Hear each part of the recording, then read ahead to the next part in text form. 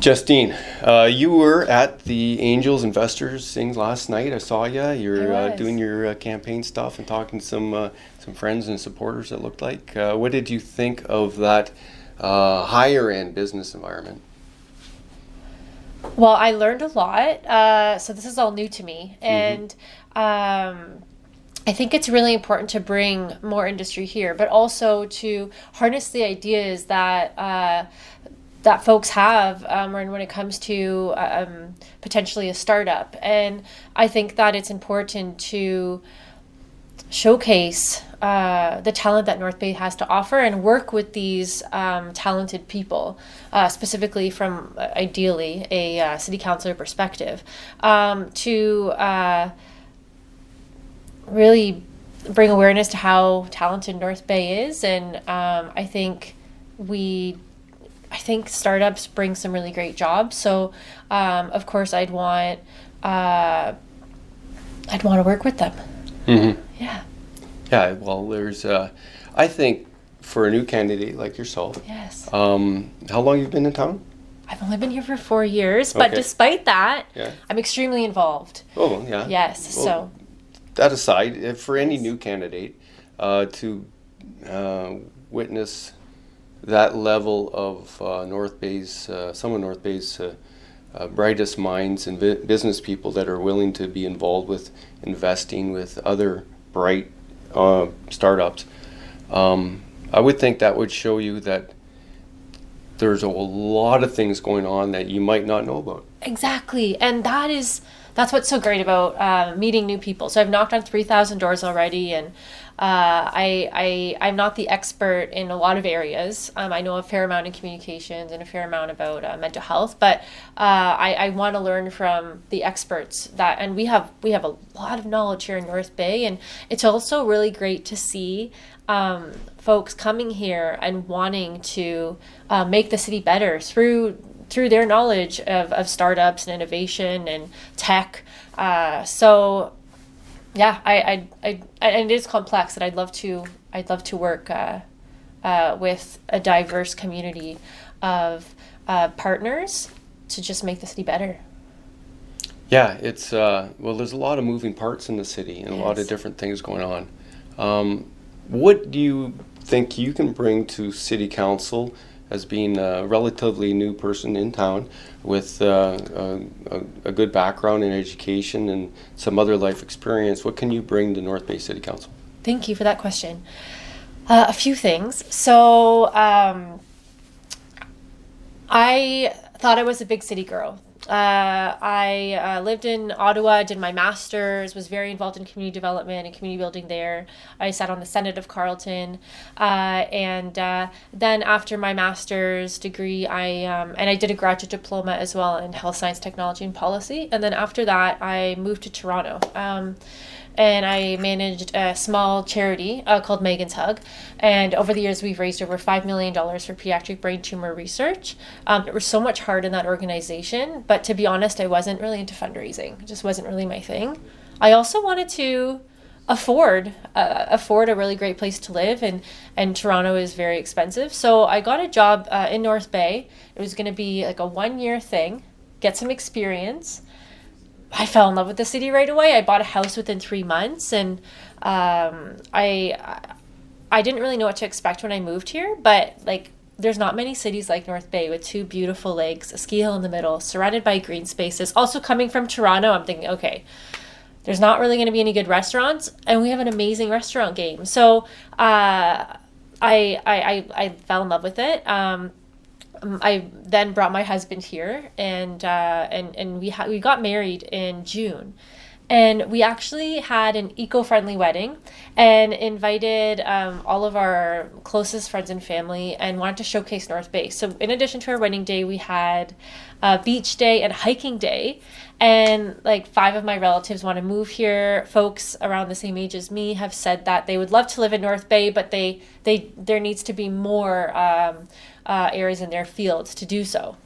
So as someone who's new to North Bay, I know, at least from my own experience, what people think about North Bay, that it's all cold and there's nothing really up there and it's far away. A lot of people think Thunder Bay,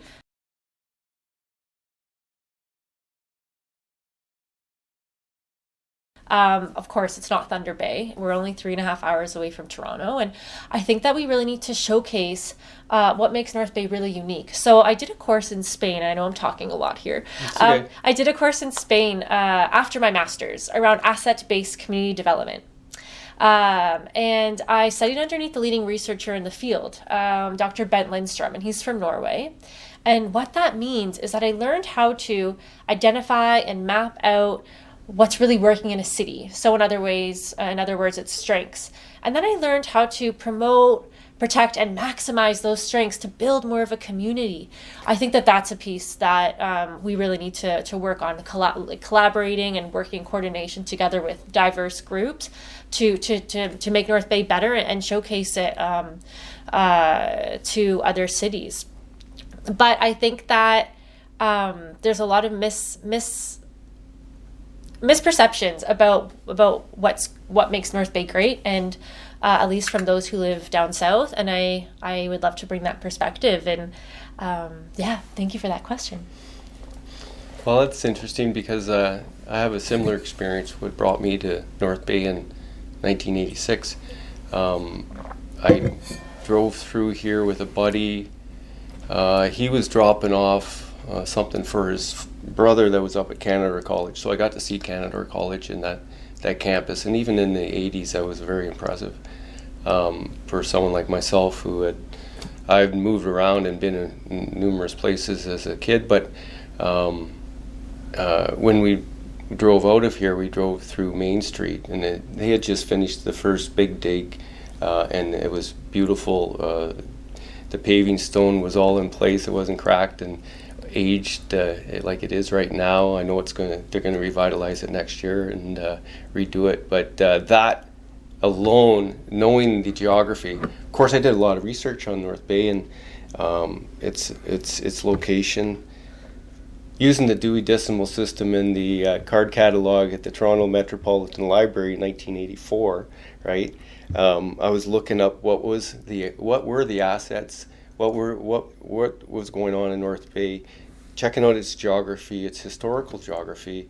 I was looking for a safe and great place to raise my kid eventually, and anybody that comes here is going to think about how they could make their life here, right? Just like you did. Yeah, exactly. Like you did. Yeah. What is your job right now? So I work at the health unit. I work in mental health specifically. I'm a community health promoter with the Healthy Living program. I'm also the chair of the Violence Against Women Coordinating Committee, as well as the co-chair of the Gambling Harm Reduction Partnership. I also have been asked to do a bit of the graphic work and communications because I do have a master's in communication and I have a lot of copywriting experience, so I've helped out with that as well.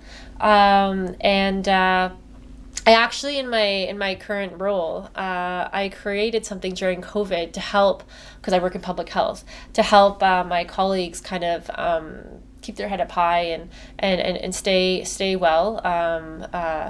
And so it's called Wellness Wednesdays. And essentially there are little nuggets that are evidence-based, evidence-informed, that provides you with just a simple tip to kind of improve your well-being. So they were so popular that I actually created a website with all of them. I haven't been able to maintain it just because of this election, but I'm going to be going right back to it as soon as the election is finished. I'm hoping to even when I had it on my Facebook page, for instance, there was a lot of shares for quite a few of them. So I'm naturally someone who just wants to make a positive difference. I don't have any vested interest. I just work in mental health, and I think through my current role, I can bring a really unique and important perspective to council. Fair enough. Sounds good.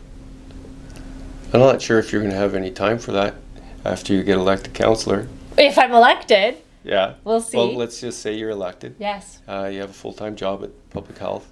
There's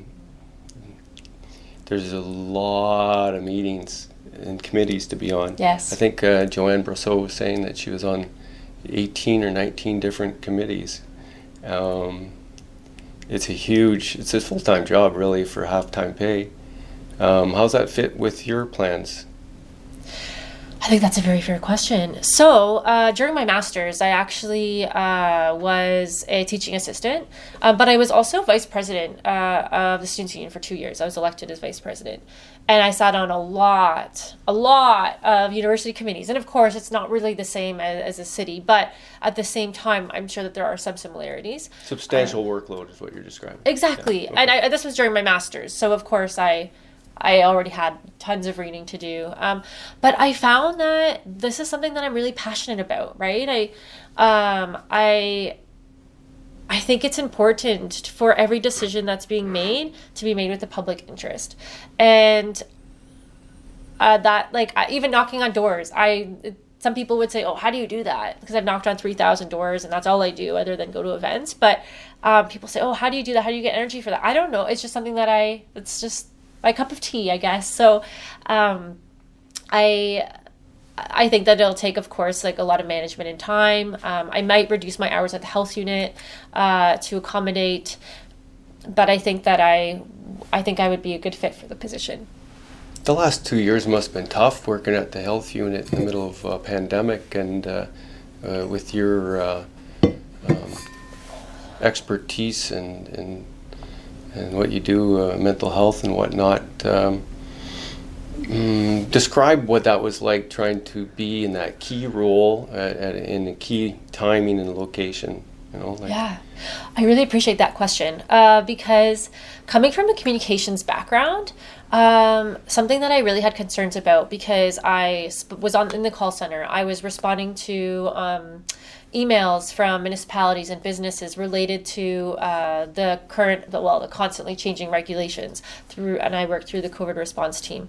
So I quickly found that there's a lot of misinformation, a lot of miscommunication. And I spoke with the communications team at the health unit and I said, okay, specifically on our social media page, we're getting a lot of questions. We're not replying to them.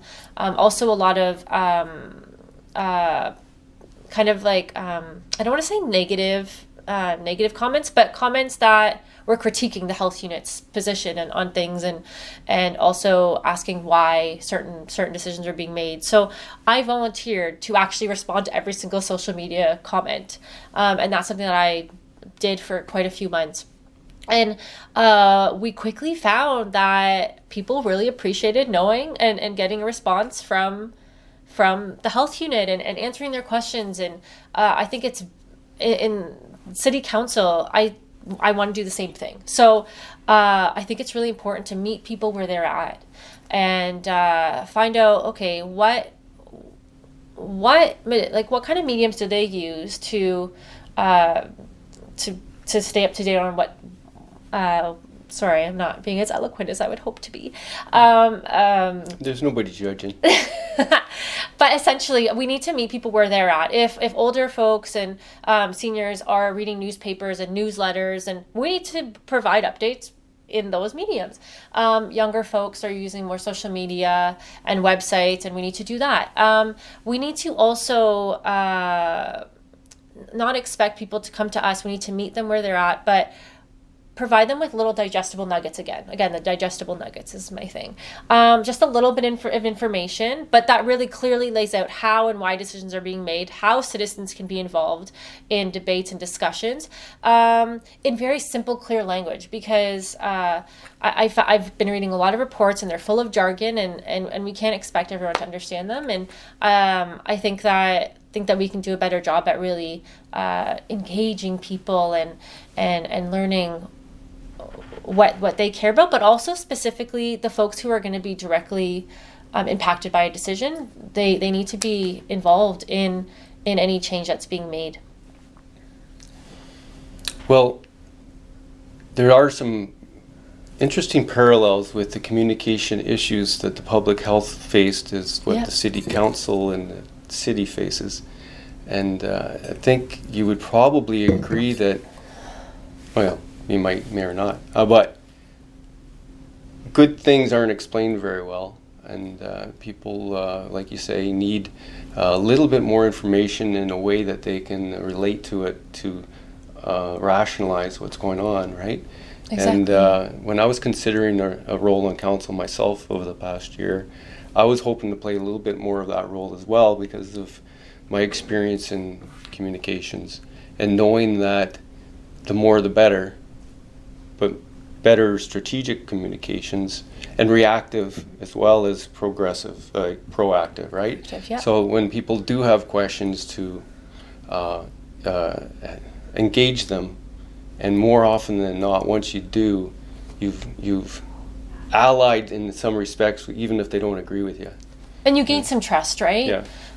Increased transparency and accountability. And I mean, as a city council, that's literally the job of a councillor, is to effectively represent the people, the taxpayers, the people who live here, the people who are in North Bay. And that's something that I will do. Like I said, I don't have any vested interest. I just work in mental health and see a lot of potential here. And I just love to make it better for everybody. Mm-hmm. Now, over the last couple of years, there's been an extreme amount of erosion of trust in public institutions, health-wise and politically, right? And there's going to be possibly dramatic changes that occur at City Council. What are you thinking about how some things that are being proposed in other platforms about change at the council? Like, do you see a need for change? Major change? Yeah, I'm going to answer that in kind of a long-winded way, and I hope that's okay. So Thoroughly. Yes, that's it. Okay, just give me a minute. So I think that people have real valid concerns. We're never going to please absolutely everybody, but at least we can talk to them and explain why decisions are being made. I think that, at least in public health, I think there were real concerns about local businesses really not surviving, and mental health concerns related to some of the measures that were taken. And I think that, of course, I think we need to really talk to the people and look at how to balance a decision that's being made with like valid concerns. With COVID, though, it was really tricky because this was a new thing, and everyone was just doing their best. And I think it was really important to keep people safe. We didn't really know what was going to happen, and I think the decisions that were being made were with the best evidence. But I think with City Council, we need to, every councillor that's elected needs to have the public's interest in mind, not just for the short term, but for the long term. We need to increase transparency. We need to add trust. We need to increase accountability, because that's the job. Really, that's the job. But also, that's what the public deserves. If we're going to have a prosperous city, if we're going to have a city that is really a strong community, we need to work together. And it takes everybody, right? So I guess that wasn't actually that long of a response. No, it was good. That was good. I think we learned a lot through this pandemic, both at the public health side and as individuals and businesses and politicians. It was a learning curve for everybody. Was there any, how would you like to see the next pandemic handled public health-wise and municipally? Oh, that is a very difficult question. Yeah, of course it is. Is there one thing that could have you've learned to do better? Okay, so really, to be completely honest, I think everyone did the best they can, as I said, but unfortunately, what happened was when we would get updates the exact same time as the public.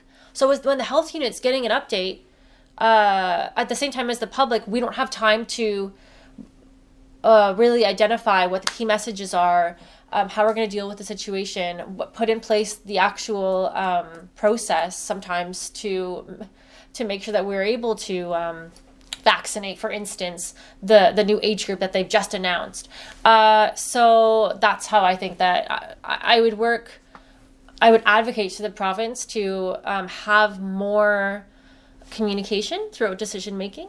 I'd advocate to have a little bit more notice between when something is going to be announced, and then so we can prepare and actually communicate with our staff members. Okay, this is what's going to be done.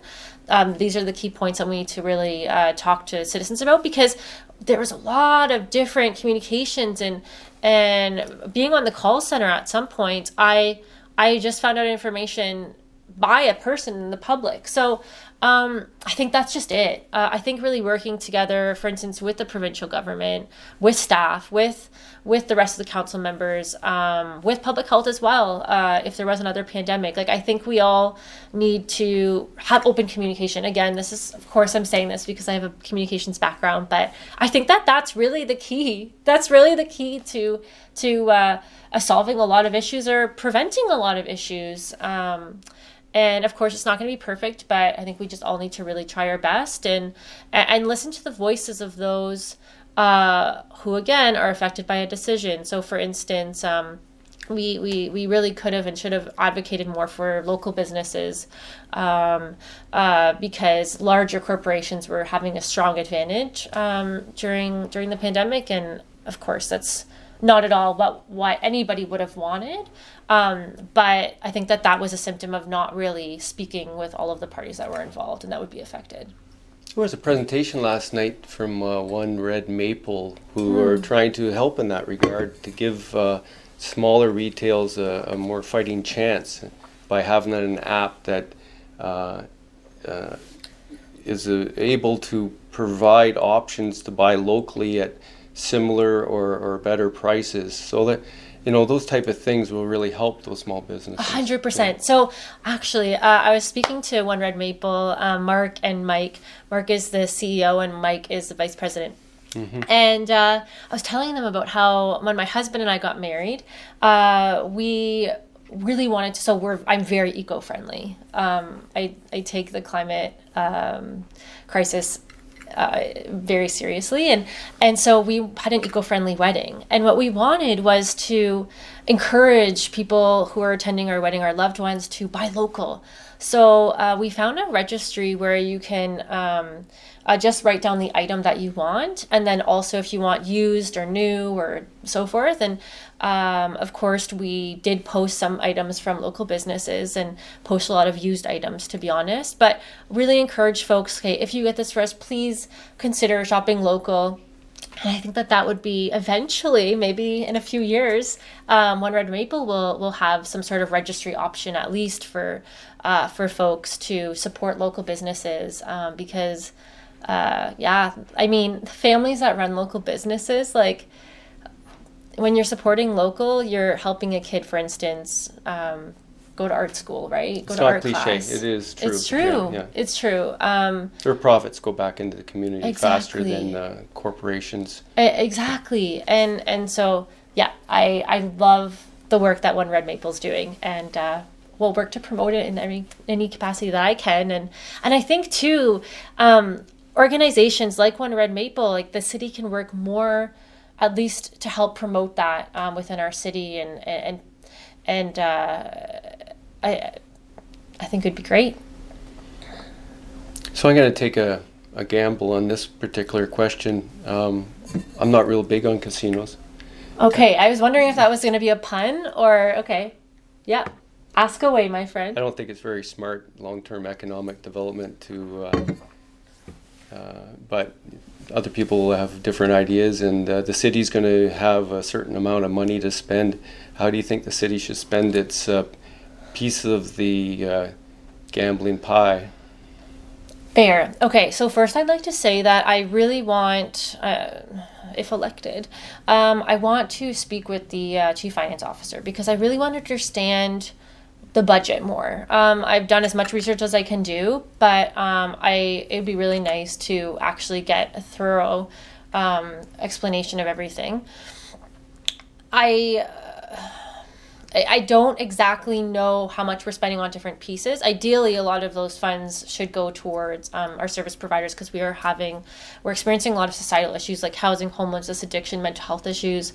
I also know that we have about 27 million dollar gap in terms of the asset management plan, and perhaps some of the money could go there as well to help maintain our infrastructure and keep North Bay kind of in operation, but also folks cannot afford another tax increase for property taxes. Property tax increases makes housing less affordable. So again, that is connected with the housing and homelessness issue. People just can't afford to own a house, and a lot of people are paying more money in rent than I'm paying in my mortgage, which is extremely backwards. But anyway, that's a side point. I think that we can also kind of explore whether that money can help to reduce potential future increases to property taxes. But again, I have a lot to learn. I've done as much research as I can, but I would like a thorough presentation and explanation from the CFO, which I will definitely initiate if elected.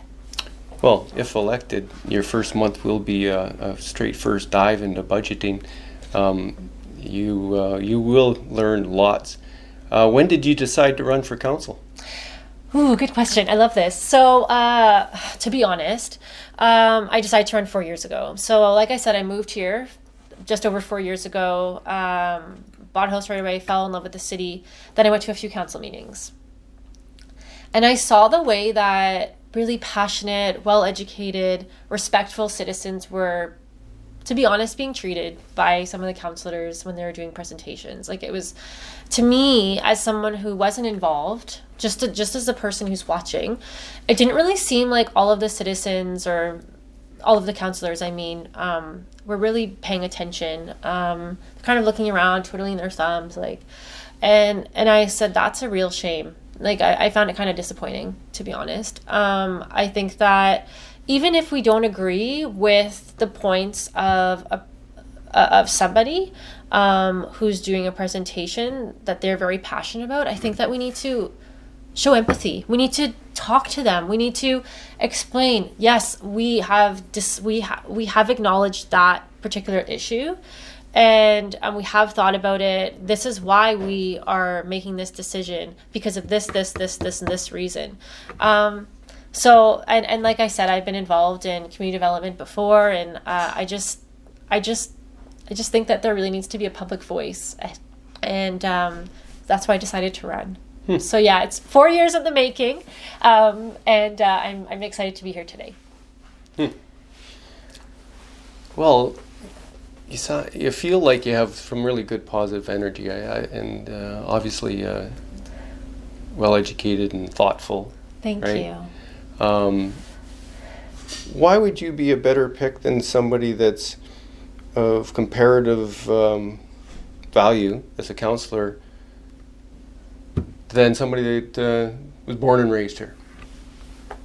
Well, I think it's important to have a diverse perspectives on city council. I think that there is value to having somebody who chose to live in the city, especially when I keep on hearing that we do want to keep and attract young folks here. We have a university and a college, and we want to keep them here, right? And I think that that perspective is valuable, but at the same time, the public decides. You decide who you want to vote for, and I'm trying to get my name out the most. That's actually been the most challenging piece, is, as someone who hasn't grown up here, is getting my name out there. So like I said, I've knocked on 3,000 doors, partly to get my name out there, but also mostly to hear what the ideas and concerns of people are, so I can bring that back to council. And so, we'll see. Whoever the public would like to represent them will be elected, and I respect any decision that's Will made. you, if not elected, Yes. try again? Ooh. I would. This has been a roller coaster. I think I would. I think I would, because I'm really passionate about making positive changes in the community. To be honest, I have now added a bit of a list of other community groups that I want to be involved in, because there's some I hadn't heard of, and I'm like, ooh, that sounds really great. Okay, I'm gonna do that if I'm not elected. I'm gonna do this if I'm not elected. So we'll see. I mean, time will tell, right? You never know where you're gonna be in 4 years. I wouldn't have expected necessarily to be here, so I probably would, just because I'm really passionate about it. But I mean, for the last 3 months, all I do is work, knock on doors, go to events, and it is a little bit. It's a lot, but it's still worth it. So yes, probably will. Also, I just want to say I've gotten two criticism. Well, I got two criticisms during my experience running, and it's that I talk too quickly. I've heard it twice. So my apologies if I'm speaking too quickly. I'm very passionate, and I try and slow it down, but I'm a fast talker. Is that the only criticism you got? That's the only criticism I've received. Not on social media? Like, have any of your ideas been informed that gave you reconsideration? What do you mean? Have you received any feedback that changed your mind? Ooh, I like that too. This is the piece, is I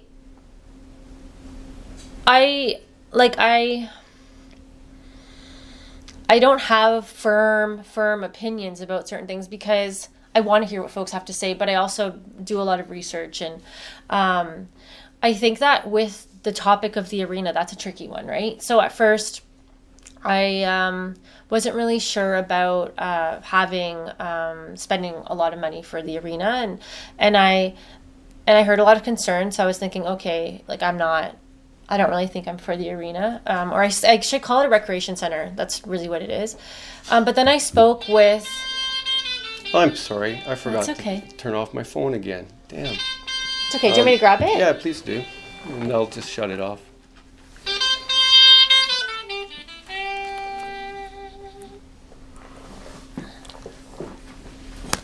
Sorry about that. Oh, that's okay. So...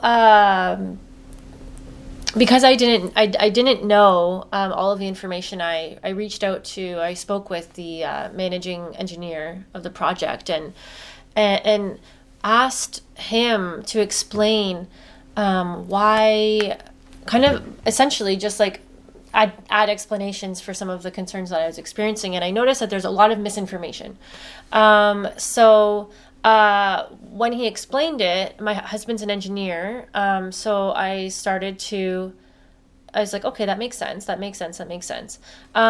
I think that, I mean, again, like I'd like to listen to what the people want in regards to how a decision's being made, and so I don't really have any like really firm beliefs about, as of yet, about which way I'll vote on certain issues. I think talking to people really informs how I will see an issue, because there's so many different perspectives. I see one perspective, but you probably have a different one, and that person has a different one. So I really want to hear the concerns and points and ideas of the people that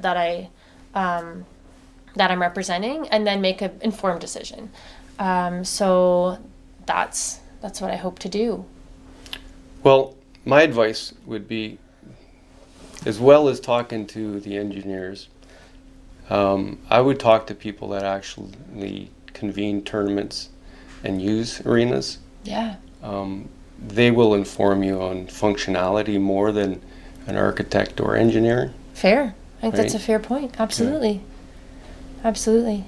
And that's good to know that you're not rigid in your opinions and want to make decisions based on the best evidence and information. But I think you'll find that specialists and experts that are available at the city provide a valuable perspective. It's the community perspective that really counts.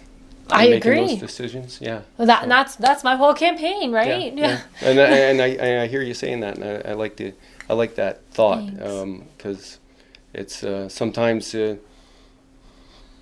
sometimes people are too rigid and take their information from the wrong, only one area, right? It's not the wrong area, but it's not diversified enough input. And I think there's a lot of factors too at play, and I think that the people need to be aware of those other factors as well. And because then they will, like I said, they kind of start to understand how and why a decision is being made, even if they don't totally agree with it, they'll be like, okay, that makes sense. So cool. Yes. Well, I think you're an excellent consideration for council, a qualified person who with passion, and I wish you luck. And Thank I hope you. that if you don't get elected this first time, that you try again.